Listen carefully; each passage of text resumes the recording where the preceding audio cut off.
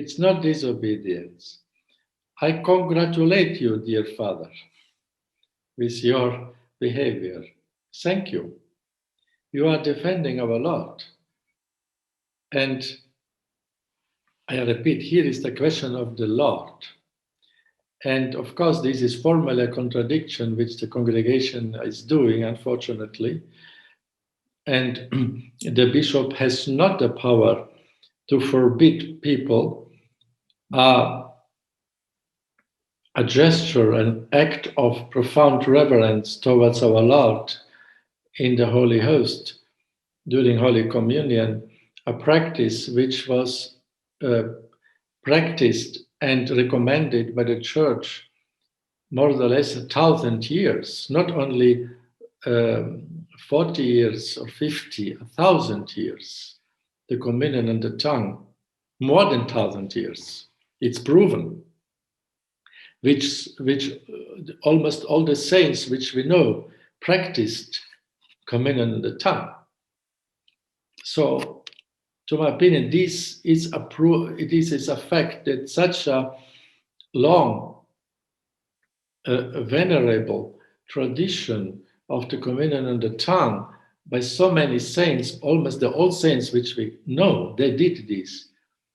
The Church has not the power to prohibit this.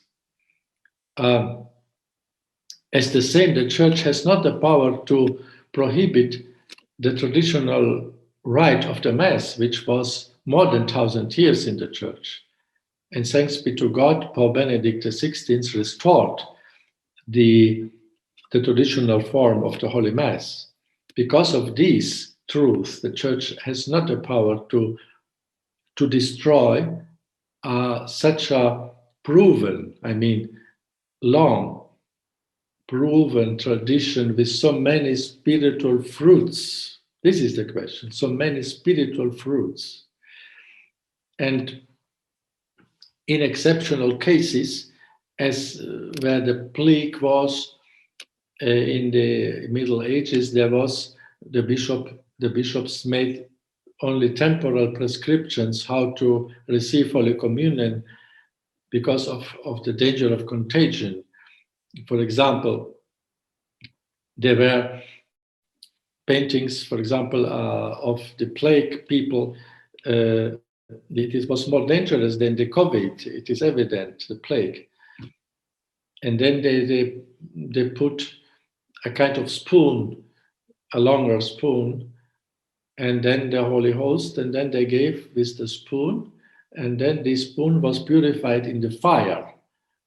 And so, but it was not given into the hands. So even if there is contagion, and this could be better done not to give Holy Communion at all during Holy Mass, suspend them, as it was so many times in the history of the Church.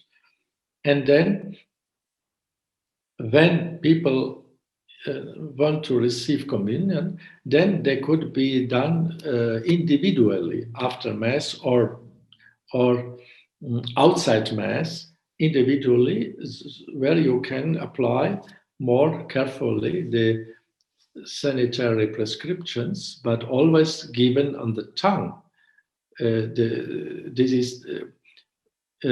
You can also provide the same guarantees of security on the tongue as on the hand. This is evident. You cannot deny this. And therefore, the Holy Eucharist is the greatest treasure. Therefore, the Church has to imply the greatest care and even to be creative to protect the Holy Eucharist, even in the time of contagion. But to simply give on the hand, it is also not sure because of contagion in the hand. And the second, it is a diminution of the reverence and security to the Lord. Firstly, we have to look on Him.